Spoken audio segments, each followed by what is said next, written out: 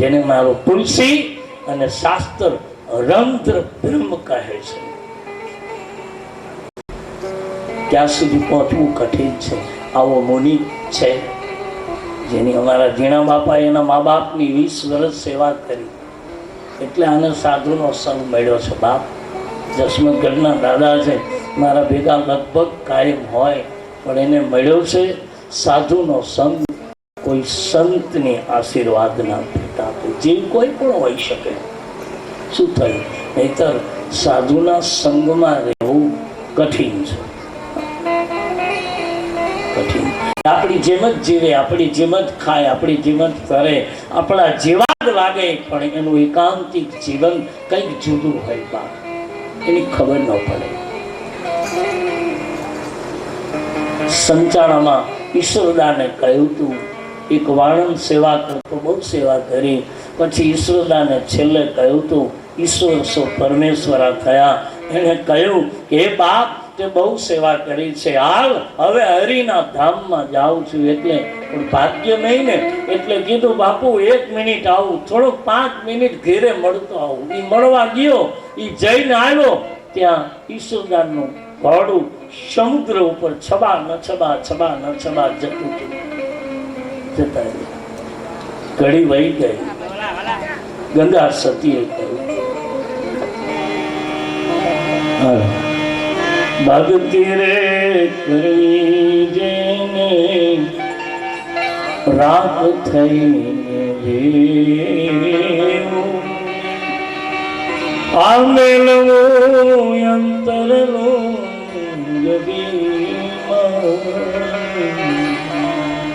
કહ્યું તું પાનબાઈ, શીલવંત સાધુને પાનબાઈ તમે વારે વારે ગમજો ને. આ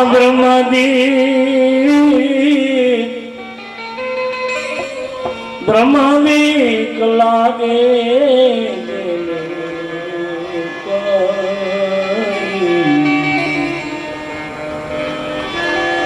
એને નમન કરજો.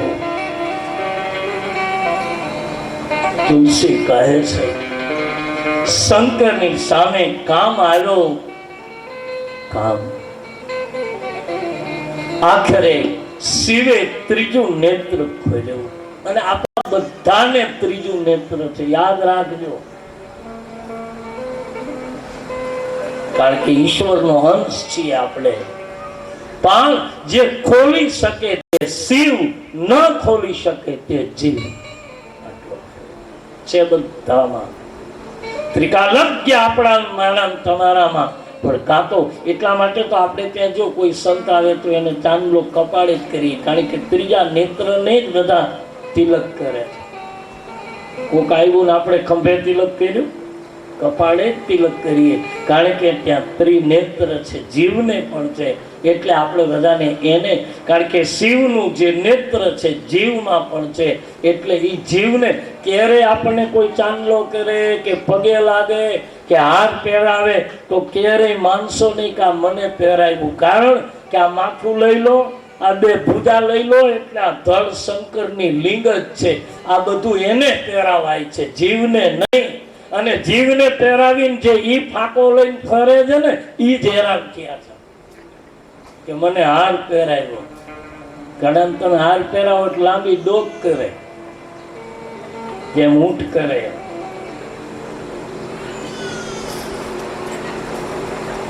તુલસી લખાય છે ત્રીજું નેત્ર બધામાં છે, પણ ખોલી શકે શિવ, ન ખોલી શકે જીવ. અને આ કોઈ સમર્થની કૃપા અવતરે તો ખુલે, સીધી વાત છે. નાભી કમળ બી ખુલે, ત્રીજું નેત્ર પણ ખુલે, કઈ આશ્ચર્ય નથી. ખુલે એટલે કઈ કપાળ ફાટી ન જાય, એ તો વિકસિતતા આવી જાય જુદી આખી જીવનની. શંકરે ત્રીજું નેત્ર ખોલ્યું, કામદેવને બાળ્યો છે. કામ ગયો અને કામ જ્યાં બળ્યો ત્યાં રામાયણમાં લખ્યું છે કામની પત્ની રતિ આવી છે. આ આશુતોષ અવઢરદાની કૃપાળુ કેટલો છે દેખો. કામને બાળ્યો ત્યારે લખ્યું છે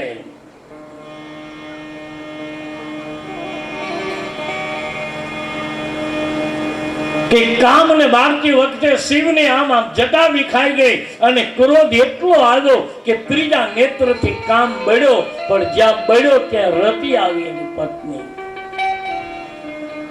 અને જ્યાં રતિ આવ્યા શંકર શાંત થયા. રતિએ કહ્યું, મહારાજ મારા આમ તો રતિના ઘણા અર્થો કરી શકાય. રતિનો એક અર્થ થાય, રતિ એટલે તેજસ્વીતા, રતિ એટલે ઓજસપણું. બિલકુલ ગામડાની ભાષામાં કહું તો રતિ એટલે આપણા ઘરની રધી.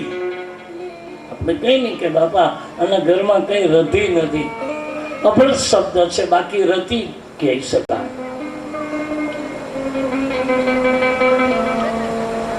રતિ આવી કામદેવની પત્ની.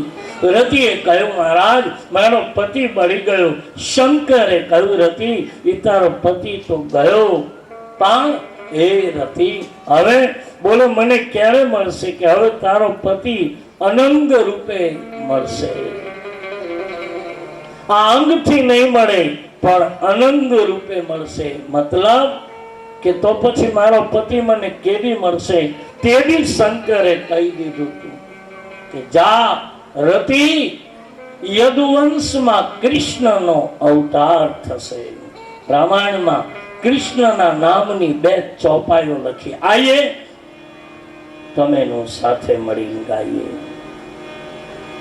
અને ભીલની એક કથા છે. મારા કોળી સમાજને વિનંતી કરું, મારા બાપ સુનો. રામાયણમાં રામ અયોધ્યા શું કામ છોડે? કોળી અરે ચાકડીનું ક્યાંય નામ નથી. અને રામાયણમાં પાદુકા આવી ક્યાંથી? ઈ કોઈની નહોતી, કોળીના હાથે બનાવેલી લાકડાની પાદુકા રામે માથે પહેરી છે. અમારે વખાણ કરીને કાંઈ લેવું નથી, યાદ રાખજો. તમે રામાયણમાં જોઈ લેજો અને હું પ્રમાણ આપી જ કહીશ. જેને તમે શૂદ્ર ગણો છો એ સમાજને રામે કેટલો ઉન્નત કર્યો છે તમે દેખો. શૂર્પણખાને રામની પાસે ભટકતા જવું પડ્યું અને સબરીની પાસે રામ ગયો. આટલું અંતર આંખલો દેખો. શૂર્પણખા આવી રામને ગોતતી ગોતતી, ક્યાં છે? મારે લગ્ન કરવા છે. અને ઈ સબરી એક ઠેકાણે બેઠી ગઈ. રામ એને ગોતતો ગોતતો ગયો. જાતની ભીરડી અને સબરીની જુવાની તો વાંચો.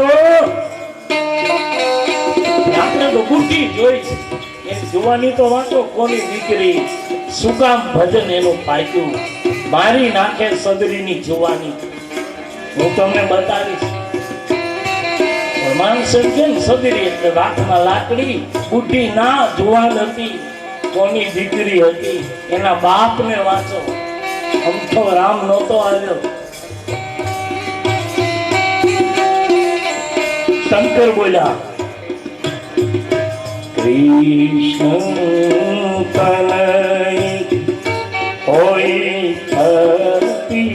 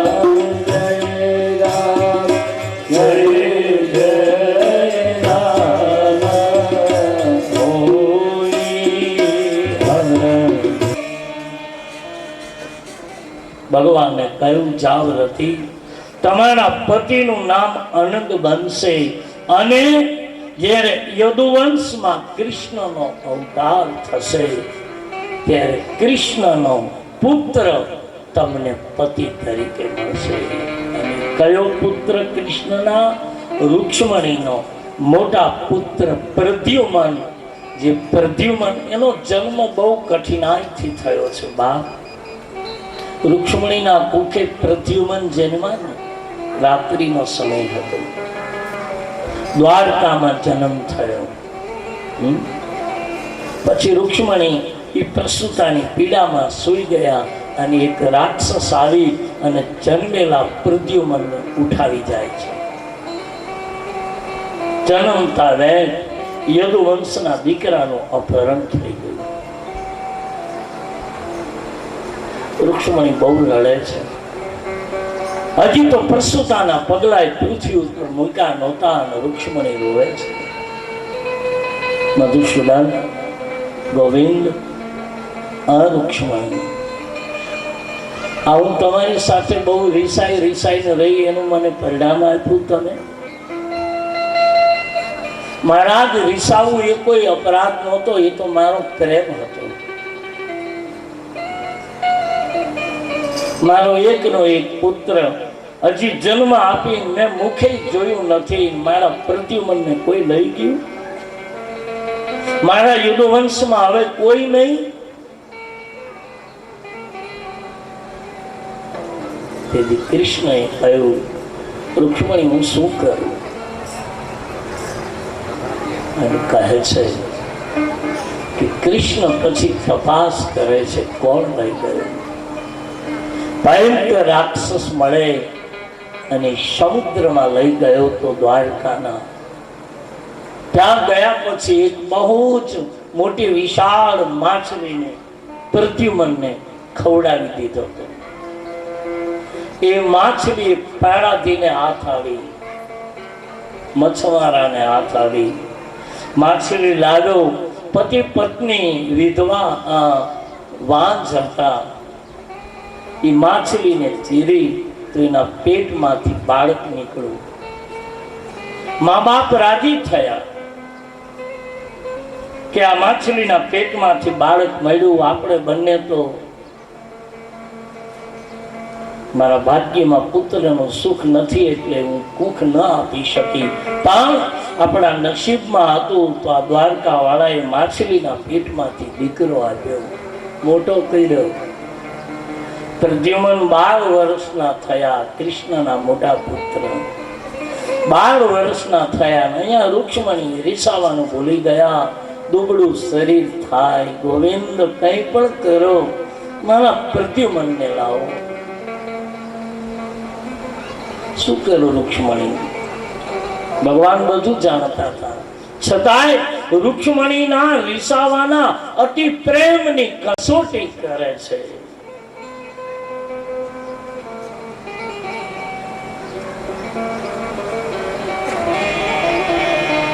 કસોટીની પ્રથા સારી નથી જોઈ.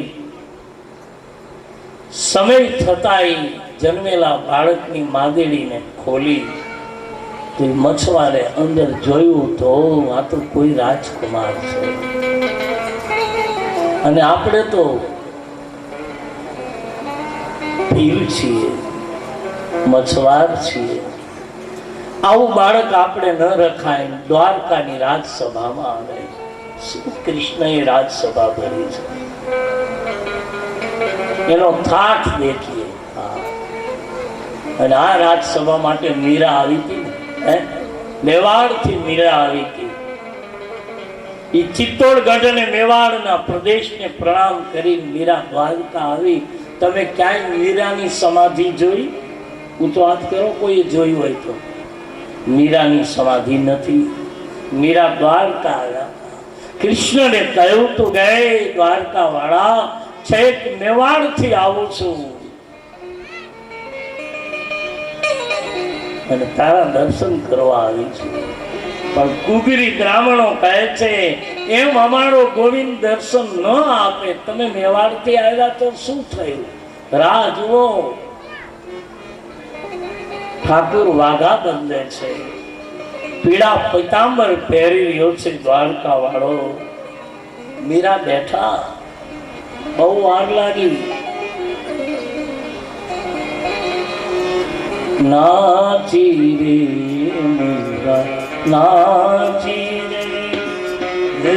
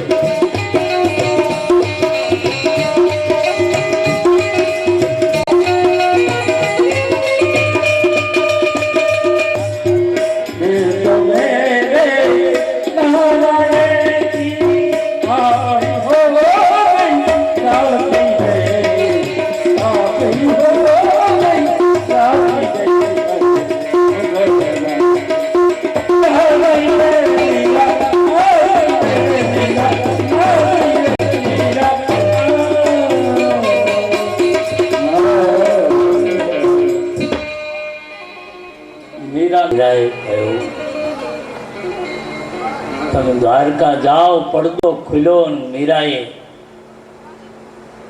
ડાબા હાથે ડાબી આંખ કાઢીને દ્વારકાના દરવાજે મૂકી દીધી. લે ગોવિંદ, કદાચ હું દર્શન નહીં કરી શકું, દર્શન તો મેરી આંખ કરી. લે આંખ આપી, ડાબી આપી, જમણી આપી. જ્યાં પડદો ખુલ્યો ત્યાં ફૂલનો ઢગલો થઈ ગયો. હજી આજ પણ તમે દ્વારકા જાઓ એટલે મંદિરના પૂજા પહેલા દ્વારકાના રણછોડ રાયની સામે ફૂલનો ઢગલો કરવામાં આવે છે. એ કોણ છે? એ ફૂલનો ઢગલો મીરા છે. જે ગયા છે એને ખબર. બરાબર દર્શન કરો ને ત્યારે કોઈ પણ મંદિર જાઓ, યાત્રા કરો ત્યારે એનું મહાત્મય જાણજો. પગે લાગીને આવતા રહેના, નહીતર તો પછી જાત્રા નહીં થાય, પ્રવાસ થશે. ઘણી અમે ગોવર્ધન જોવા ગયેલા, કથા હતી ત્યાં. પછી ગોવર્ધન જોઈને પાછા વળ્યા એટલે મેં પૂછ્યું, ભગવાને કયા હાથમાં ગોવર્ધન ઉપાડ્યો હતો? 70 જણામાં કોઈને ખબર નહીં. ગણેભાઈ કોઈને ખબર નહીં 70માં કે કયા હાથે ઉપાડ્યો.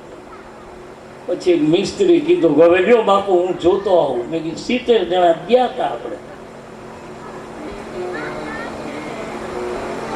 આપણા ગામમાં બધાને ખબર જ હોય જે ગયા હોય ને.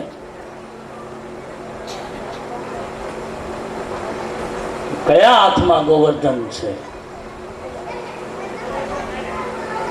ખબર છે કોઈ? ખબર તમારા ગામમાં ખબર છે કોઈને? ગયા હોય તો ઊંચો વાત કરો. ગોવર્ધન કેટલા ગયા છે?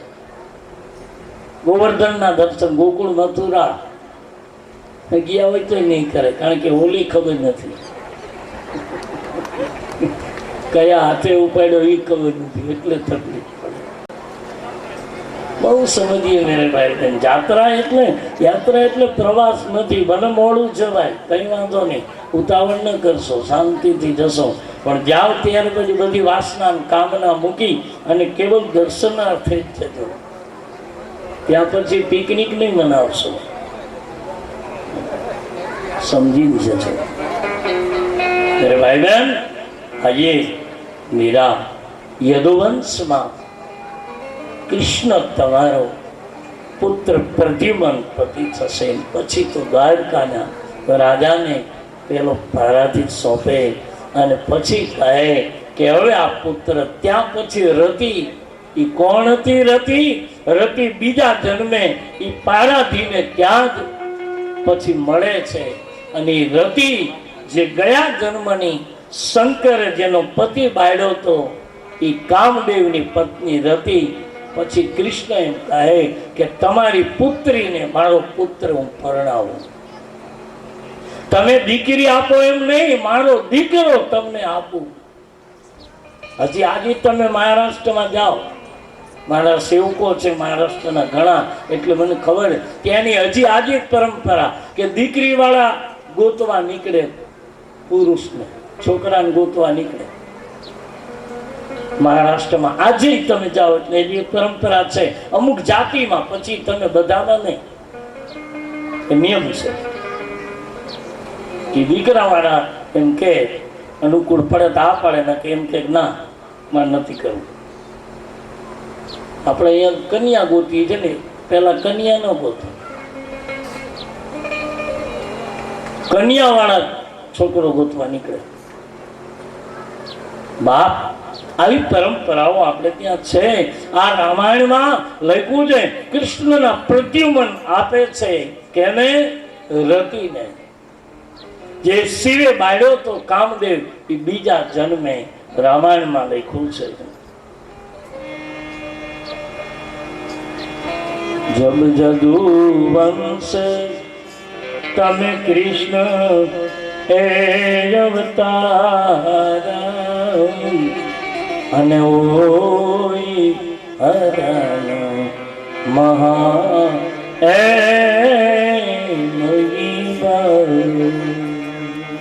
પૃથ્વીનો ભાગ ઉતારવા કૃષ્ણ આવશે, એનો પુત્ર તારો પતિ થશે. આશીર્વાદ આપો. રતિ ગઈ, દેવતાઓ આવ્યા, પૃથ્વી પ્રાર્થનાઓ કરી. શંકરે પૂછ્યું, દેવો કેમ બધા ભેળા મળીને આજ તો પ્રાર્થના કરો છો? બ્રહ્મા ચતુર. બ્રહ્માએ કહ્યું છે મહારાજ, હમણાં તો કોઈના લગ્ન થયા નથી, કોઈની જાનમાં જવાનું નથી. જો તમે પરણો તો તમારા લગ્નમાં અમે આવીએ. શંકર કહે, બ્રહ્મા તમે કહો હું પરણું એવો ભોળો નથી. છઉ શંકર ભોળો, પણ તમે કયો પરણું એવો ભોળો નથી. પણ મને રામનો આદેશ છે, જાઓ હું પરણીશ. આટલું કીધું એટલે બ્રહ્મા જતા રહ્યા. અહીંયા ગણોએ કહ્યું કે નારાજ તમે સીધી આ પાડી દીધી પરણવાની? કે બોલે હા, કે પણ આપણા ઘરમાં કાંઈ છે નહીં, પરણવા માટે કેટલું જોઈ? શું જોઈ? કે માથામાં મુગટ જોઈ, પીળા પીતાંબર જોઈ, જરકસી જામા જોઈ, વરરાજાને બેસવા માટે અશ્વ જોઈ, કાંઈ છે? અને સીધી તમે આ પાડી?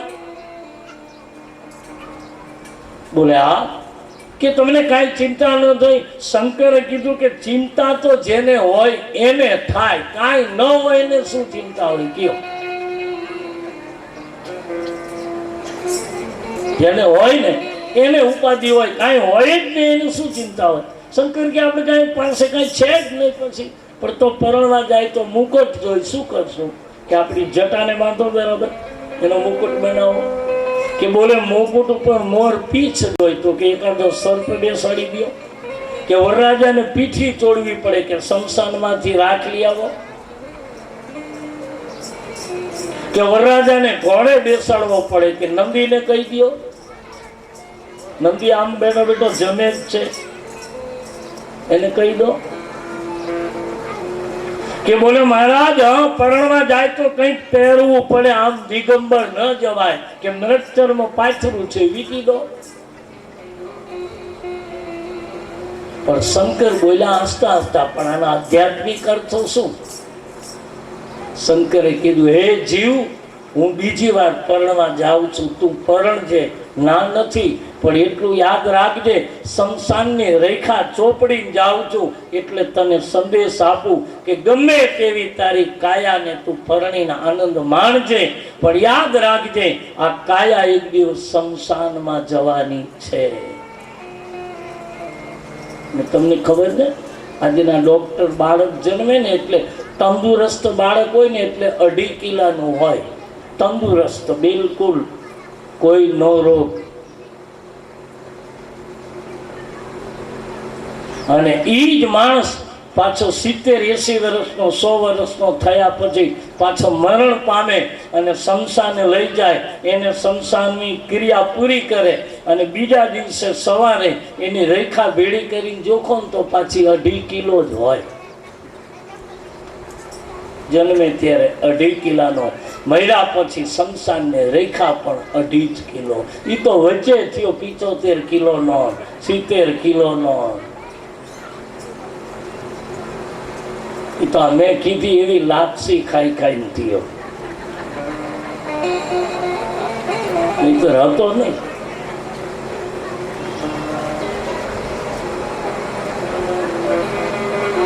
આજ શમશાનની રાખ જોડી, આભૂષણને બદલે ભૂષંગ સર્પ પહેરાય. શું કામ? હે જીવ યાદ રાખજે, ભૂષણ ભુજંગ બનીને તને દંશ ન આપે. મા બાપનું આપેલું સુવર્ણ સોનું આપ્યું હોય તો એને સાચવી સમજીને રાખજો, રહેજો. સમય આવે ત્યારે એનો બટવારો સમજીને કેરી લેજો. નહીતર 1 તોલા માટે ભાઈ નથી બાવણા ચડાવતા. તું મને ઓળખે? એક જ માના છો, ન ઓળખતા હોય. 1 તોલા માટે હોય, વધારે ન હોય. બાપ મૂકી ગયો હોય 2.5 તોલા, એ સવાનો ભાગ પડતો હોય તો એ સવામાં મોટો એમ કે આને ભંગાવી નહીં, તમે લઈ જાઓ, એના મને રૂપિયા આપો. ના હો, એ તો ભાંગે તો બધું ભલે ભાંગે, બાકી ભાગ પાડે છૂટકો. એ ભૂષણ ભુજંગ બની છેલ્લે દંશ ન મારે, એનું ધ્યાન રાખજે. એટલે આભૂષણને બદલે સર્પ પહેર્યા. નંદી ઉપર બેઠા, વરરાજો પરણે તો અશ્વ ઉપર બેસે, અને અશ્વનો અર્થ થાય કામના. વરરાજો પરણે તો પીઠી ચોડે. પીઠી શું કામ? પીઠી 2 કામ આવે. કે હળદરને કામ વર્ધક કીધી છે, કે હળદર ચોપડે ને પીઠી ચોડે ને એટલે માણસમાં કામનાની જાગૃતિ થાય, એટલા માટે. અને આમ જુઓ તો હાસ્ય કલાકારની દ્રષ્ટિએ જો તો કહી શકાય કે હળદર ચોપડી રાખી હોય તો સારું, કારણ કે આ તલવારનો ટેવાયેલો ન હોય ને, વગાડી દે તો ચોપડેલો હોય તો ચિંતા નહીં. જો વરરાજો પરણવા જાય ને એટલે એની સાસુ ઈંડિયા પીંડિયા કરે ને, આપણે આમ કરીને પછી આમ, પછી આમ, પછી આમ, પછી આમ.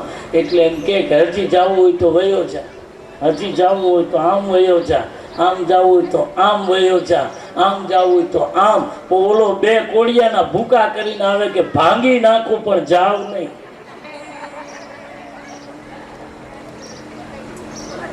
આવે ને એમ જ આવે.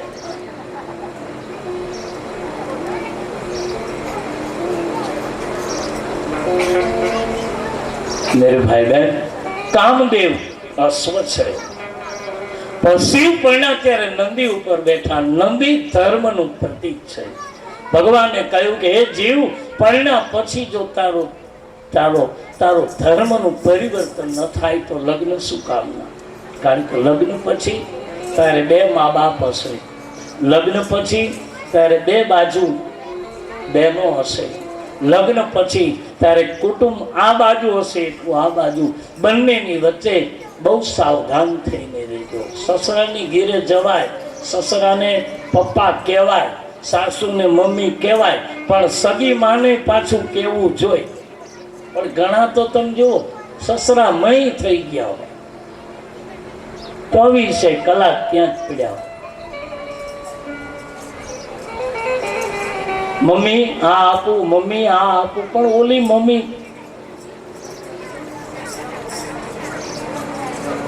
અને સસરાની ઘેરે તમે 3 દિવસથી વધારે રોકાવ ને એટલે 3જા દિવસે પછી જાવ ત્યારે એમ કે કુમાર આ કરી લો, પટેલ આ કરી લો, કુમાર આ કરી લો, આવું બધું કે પાણી આપો, એને દૂધ આપો, એને ચાય આપો, એને ઠંડુ આપો.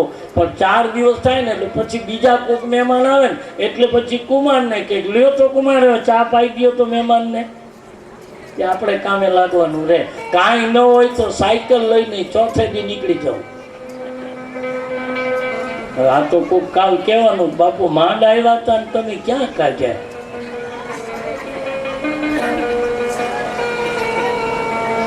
અને પાછી સાયકલ જેની હોય ની મોકલાવી દેજો. મારે બધું કેવું ને સાયકલ વાળો વળી કે બાપુ કીધું મારી સાયકલ લઈ ગઈ. બાપ આનંદ કરું છું અને આમ જ જીવાય. આનંદ કરતા કરતા તો શંકર નંદી ઉપર બેઠા, ભૂતાવળના ટોળાને લઈ હિમાચલ પ્રદેશ પર આવ્યા. બહુ વિસ્તારથી વર્ણન ટૂંકમાં કહું, હિમાચલ વાસીઓ સ્વાગત કરે.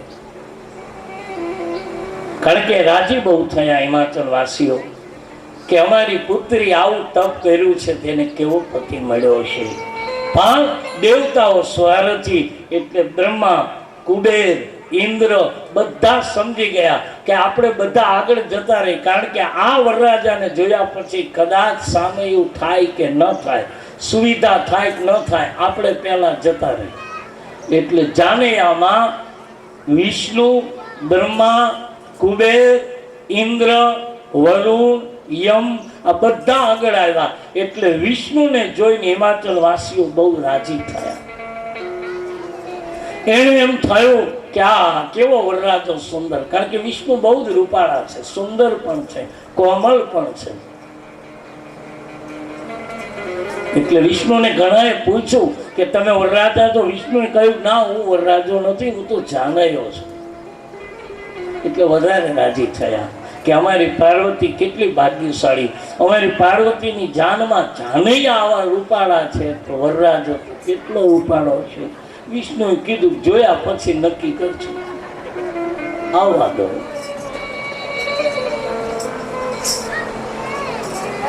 અને આ બધાએ પોતપોતાની સુવિધા વ્યવસ્થા કરી લીધી. પછી છેલ્લે શંકરની જાન આવી.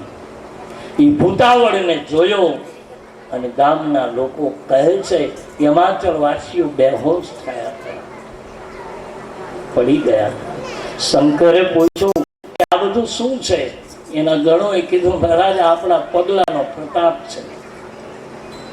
શંકરે કીધું આ ગામમાં આવો રિવાજ હશે, જાન આવે એટલે પડી જવું, સુઈ જવું, ભાગી જવું, કે હોય નહીં, પણ આ બધું આપણને જોઈને તમે જુઓ. શંકર કે આપણામાં એવું છે શું?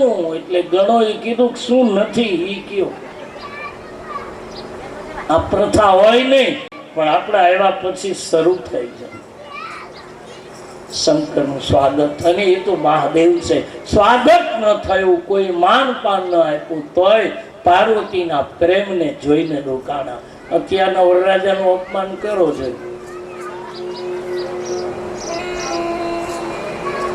ઘણા અત્યારે પરણતી વખતે ગાડી માંગે, ગાડી આપો તો, નહીં તો રિસાઈ જાય. ને શંકર દેખો 1 મહિનાના કમૂરતા થયા. આજે છે ને હજી શંકરનું છેલ્લે પછી સ્વાગત થયું, ઉતારો આપ્યો, શંકરનું સામયું થયું, માયરે લઈને ગયા. મહારાણી નૈના તો બહુ જ રાજી છે, મારી પાર્વતી આવું તપ કર્યું અને કેવો પતિ મળ્યો. આરતી ઉતારે, સોનાના થાળમાં આરતી લઈને આવ્યા. મેના આરતી ઉતારવા ગયા, શંકરને જોયા અને આરતી પડી ગઈ.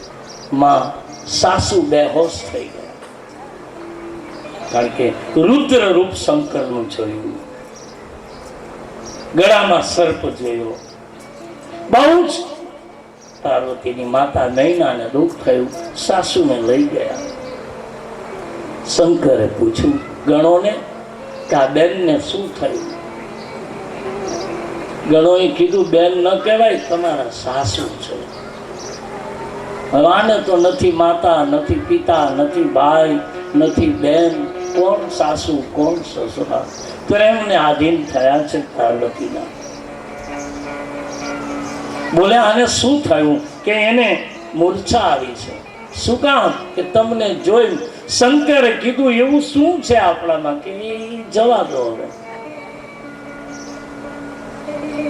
શંકરને એક વખત એના દીકરાએ પૂછ્યું હતું ને, ગણેશજી, કે તમે આવા થઈને કેમ કરો? મારી માને તમે ક્યાં, મારી માં ને ક્યાં તમે? શંકરે બહુ સુંદર જવાબ આપ્યો તો, બેટા ગજાનંદ, તારી માને હું આવો જ ગમું છું એટલે આવો થઈને ફરું, નહીતર મારું સુંદર રૂપ જોઈ લે હિમાચલ પ્રદેશમાં પરણવા ગયો ત્યારે. બાકી હું ગમું છું આવો. અને રામાયણ મને ને તમને શીખવે, આપણા પોતાનાને ગમે ને એવા જ થઈને જીવાય, કોકને ગમે એવું ન જીવાય. માણસે પોતાનાને ગમે એવું થઈને જીવાય. કોક મને જોઈને શું કહેશે એવું નથી, તો જીવન બરબાદ છે. શંકરને સ્વાગત થયું, બેહોશ થયા, શિવજી પાછા આવ્યા, 1 મહિનો રોકાણા, કમૂરતા થયા. શંકરે કહ્યું એના ગણોએ કે હવે દુનિયામાં એક પણ વિવાહ ન થવો જોઈએ શંકર પરણે નહીં ત્યાં સુધી. અને તમામ ગ્રહો નક્ષત્રોને કહી દીધું કે હવે બધા જ મુહૂર્તને વિપરીત કરી દો. અને બધા મુહૂર્ત આમથી આમ થઈ ગયા. એટલે 1 મહિનાના કમૂરતા છે. એ શંકર માયરેથી પાછા આવ્યા એટલે. અને જેથી મુહૂર્ત આવ્યું તે દી ભગવાન પરણવા ગયા. તે દિવસે કહ્યું કે આજ કમૂરતાનો દિવસ સમાપ્ત થાય છે. એટલે બને ત્યાં સુધી કમૂરતામાં શુભ કામ ન કરવું. શંકર રાજી નથી. અને પછી ન થતું હોય તો કઈક આડાવડું કરીને કરીએ નાખવું તોય છું, મને કાંઈ વાંધો નથી.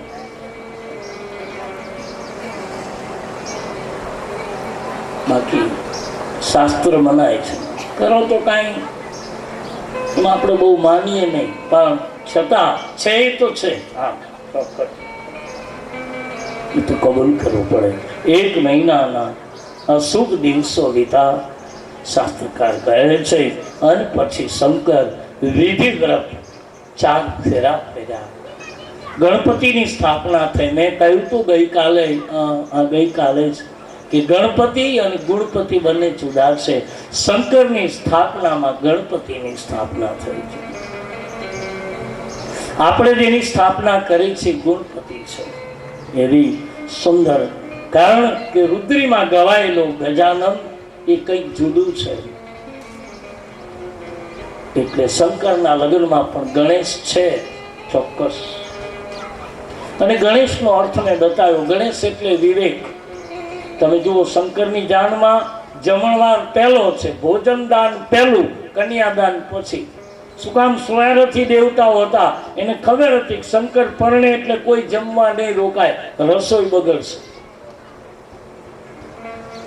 એટલે શંકરે સમજ્યા, વિચાર્યું કે પહેલા જમાડી દઉં પછી હું પરણું. એટલે શંકરના લગ્નમાં ભોજનદાન પહેલું, કન્યાદાન પછી. અને રામના લગ્નમાં કન્યાદાન પહેલા અને ભોજનદાન પછી. એટલે કદાચ 2 રીતે આપણે લગ્ન કરીએ તો કાંઈ અપરાધ નહીં. કે લગ્ન હજી પરણ્યા નથી, લ્યો લોકો મંડી ગયા જમવા, પાપ થાય ના. તો આપણે એવું માનવાનું શંકરના લગ્નમાં આવ્યા હતા, પરણ્યા પહેલા જમી લઈ તો, અને પરણ્યા પછી જમી તો માનવાનું કે રામના લગ્નમાં હતા. બાકી છૂટ છે. આવી અંધશ્રદ્ધામાંથી નીકળી જ જાઓ. હા,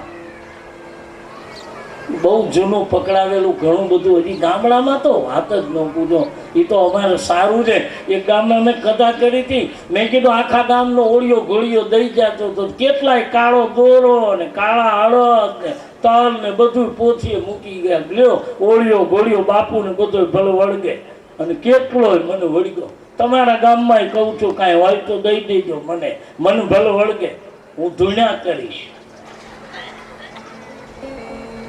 તમને ભય શેનો છે? આટલો બધો એને ભજન કરવું, એને ભય કોનો? પણ હવે આમાંથી કેમ નીકળવું? અને મારે એક દી ધૂણાવાય છે, જોવો ને તમે. હા, ઝપટ બોલાવી છે.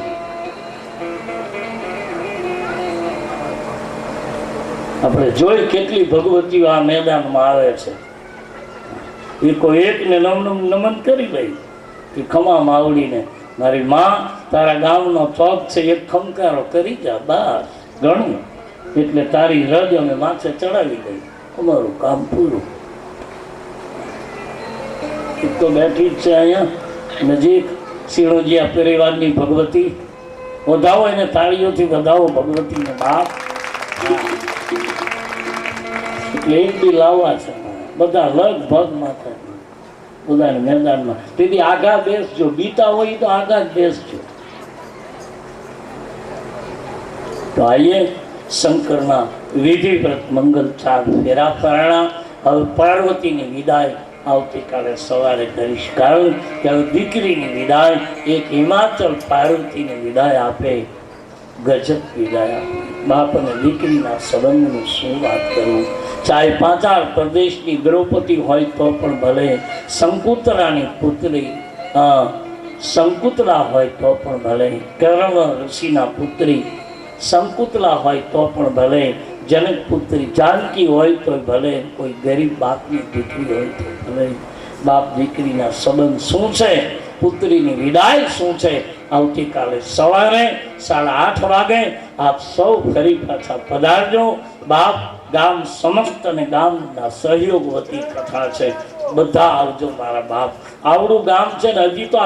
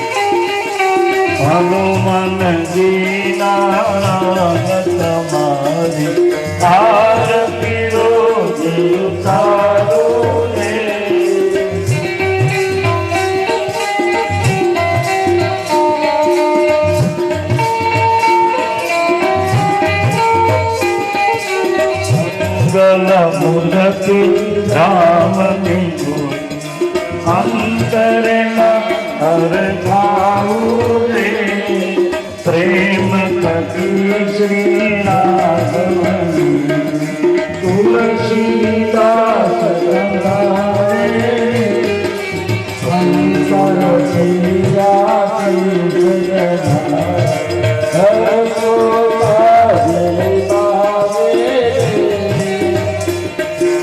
કૌશલ્યાના કુંવર તમારી આરતીઓ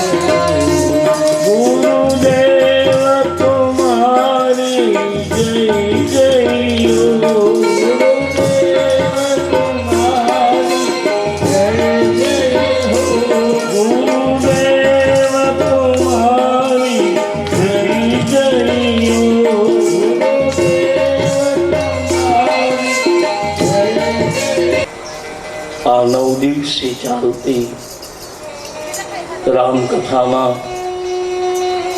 ઉપસ્થિત સૌ શ્રોતા ભાઈ બહેનો, બહારગામથી પધારેલા મહેમાન મહાનુભાવો, આપ સૌને વ્યાસપીઠથી મારા પ્રણામ. જય સિયારામ. આઈએ બાલકાંડમાં પ્રવેશ કરીએ. ગઈકાલે ભગવાન શિવ અને પાર્વતીનો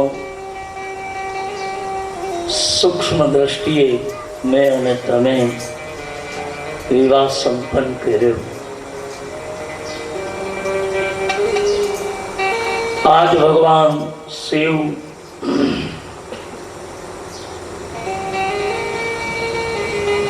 મહારાજ હિમાચલને ત્યાંથી વિદાય લે છે. કર્યાવરની સામગ્રીઓ બધી સમર્પિત કરી છે. શિવજીની પાસે હાથ જોડી હિમાચલ મહારાજ ઉભા રહે છે. અદભુત શબ્દ બોલ્યા છે હિમાચલ. એક પુત્રીના પિતાએ બોલવું જોઈએ એ જ શબ્દ હિમાચલના મુખમાંથી નીકળે છે. જે આપણે દીકરીને બધું દાયજો આપ્યા પછી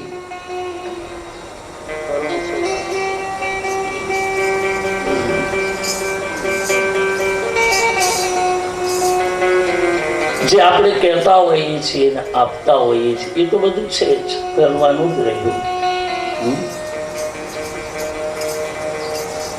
બધી જ સામગ્રી સમર્પિત કરી શિવજીની પાસે એક હિમાચલ જે અચલ છે, અનટચ છે, જે પૃથ્વીનું સર્વોત્તમ સ્થાન છે.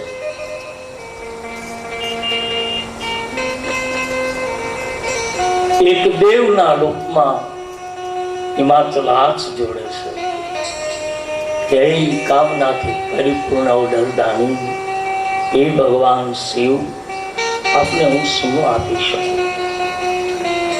કારણ થોડી પણ જો તમારામાં કઈક ઈચ્છા હોત તો હું આપત. આપ તો પરિપૂર્ણ છો કામથી.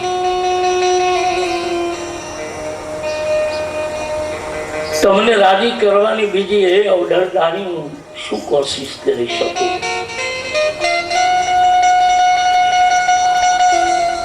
પણ એક જ પ્રાર્થના કરી. હે શિવજી, શું બોલ્યા છે હિમાચલ?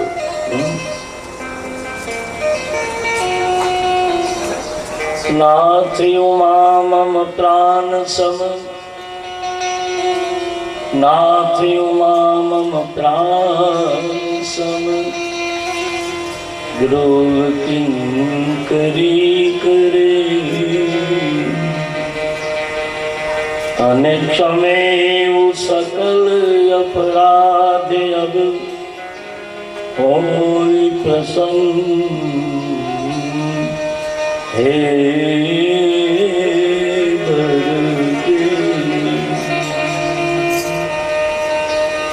મારી પાર્વતી મારો પ્રાણ છે. મહારાજ, અમે એને તમારે ત્યાં મોકલીએ છીએ એટલે એને તમારા ઘરની દાસી માનજો. પિતા તરીકે હું ભલામણ ન કરી શકું, પણ છતાંય બાપ છું ને એટલે કહું છું કે મારી પુત્રીને સાચવજો. તુલસીદાસજી લખે છે, સસરાને શિવજી દરેક રીતે સંતોષ આપો છે. આ છે આ દેશનો જમાય. બીજી તરફ દેવતાઓએ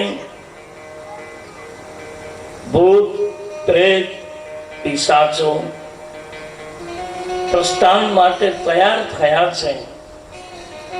પણ રાજભવનની અંદર એક ઉદાસ વાતાવરણ થયું છે. કારણ ત્યારે બધાને ખબર પડી ગઈ છે કે અમારી હિમાચલની લાડકવાઈ પુત્રી આજ વિદાય લે છે.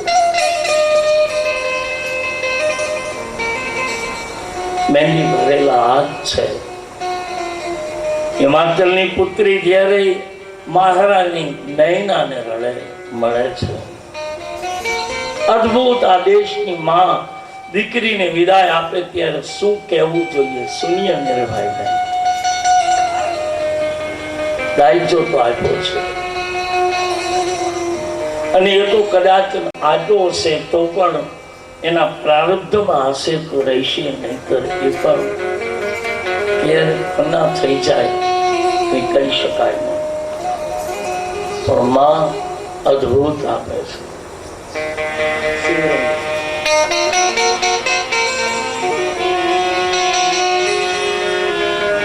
કે આ જગતમાં નારીનું સર્જન શું કામ થયું એવી વિધાતાને પ્રાર્થના કરે.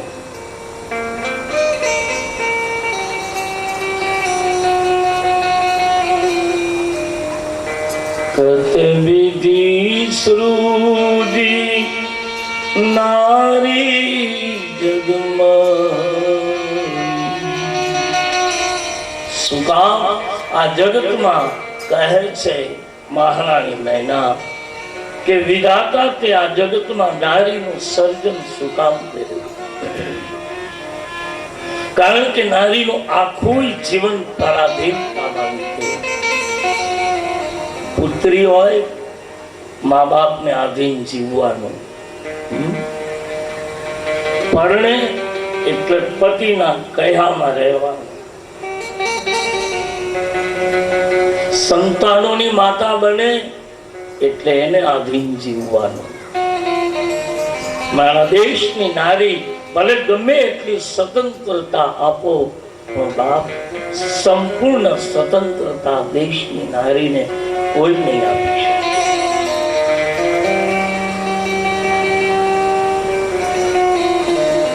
તુલસીદાસજી લખે છે પુત્રીને માટે તો આ સંસ્કારિક જીવન આપવું જ જોઈએ.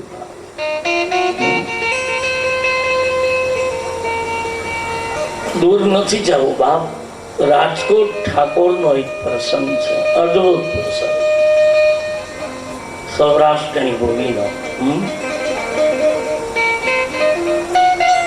કહે છે રાજકોટ ઠાકોર રાજસ્થાનમાં પરણેલા.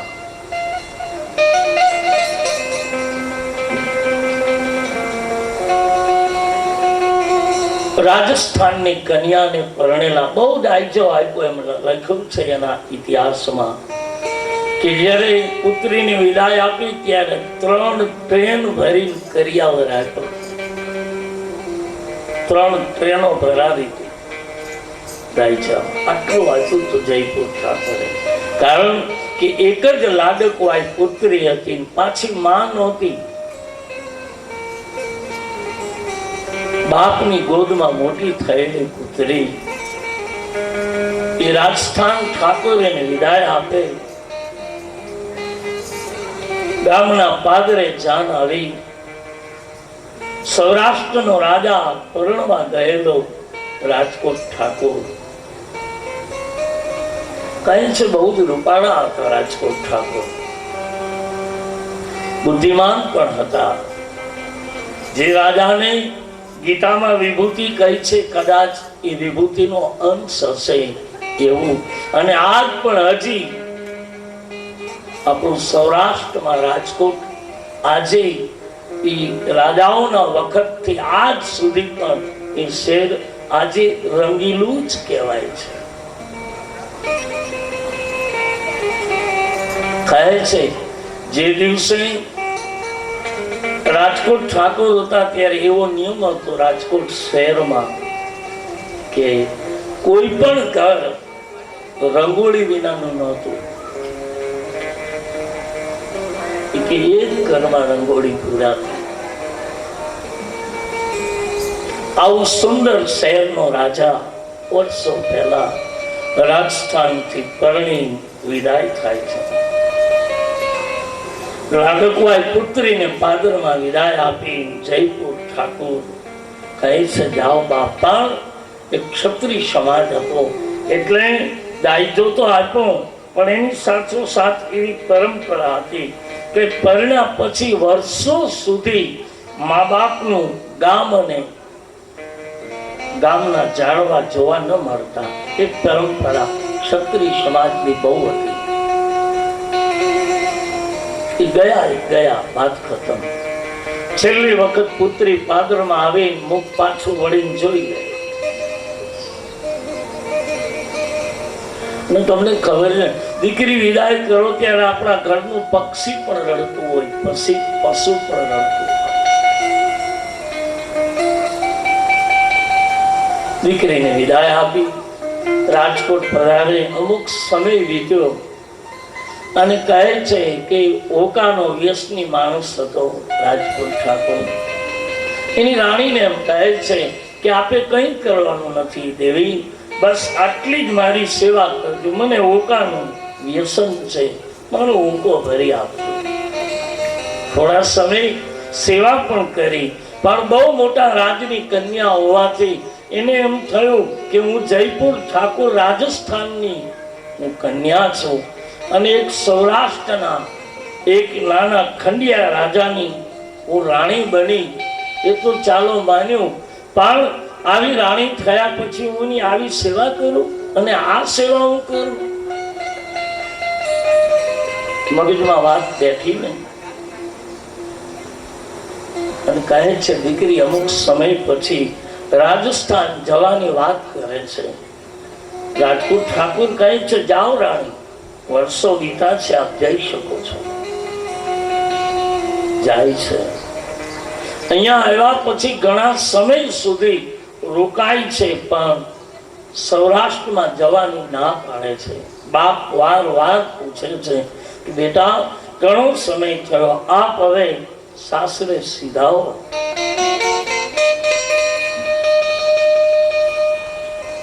ના પાડે છે, બાપુ હું નહીં જાઉં.